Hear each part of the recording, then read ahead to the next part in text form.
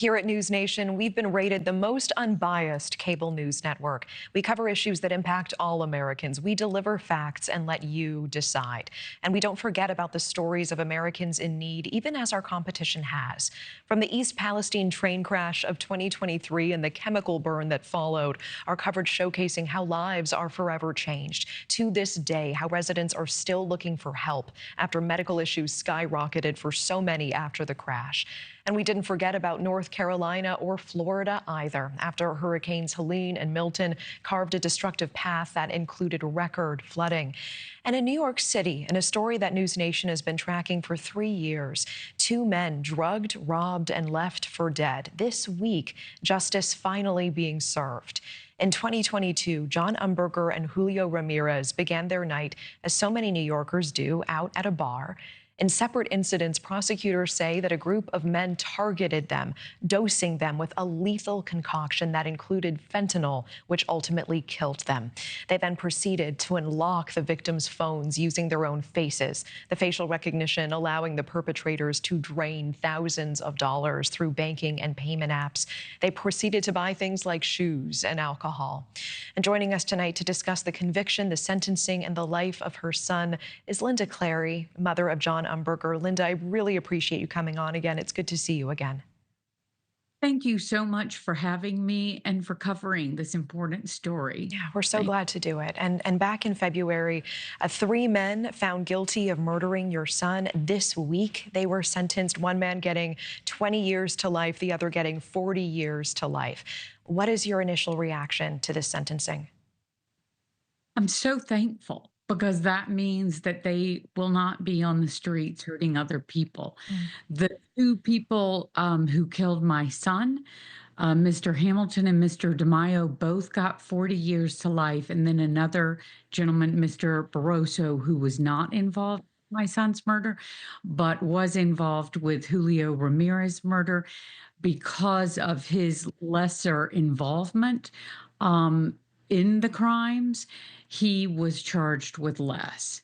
So, and I believe the judge was wise and accurately made those decisions based on the jury's verdict. And I know you were allowed to speak directly to your son's killers this week. What did you want them to know?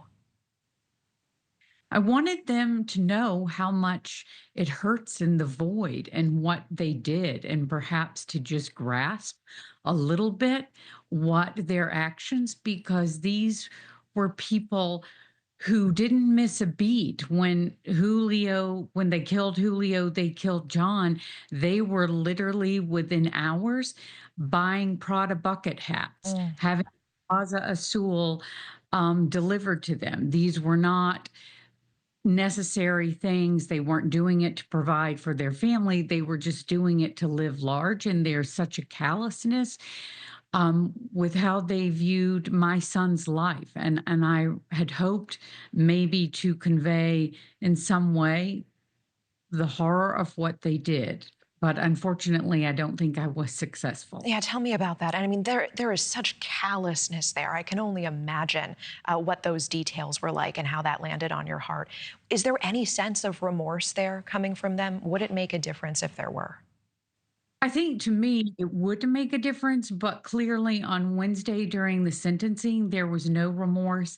When you consider that Mr. DeMaio, Mr. Hamilton recorded a video, 13 seconds of John basically dying. And in Mm. that 13 seconds, they snickered they could have done something to save John. Then they proceeded to stay at the townhouse and video themselves on the balcony for 45 more minutes. Then they left immediately, within a couple of hours, were out buying Prada bucket hats and Plaza Azul.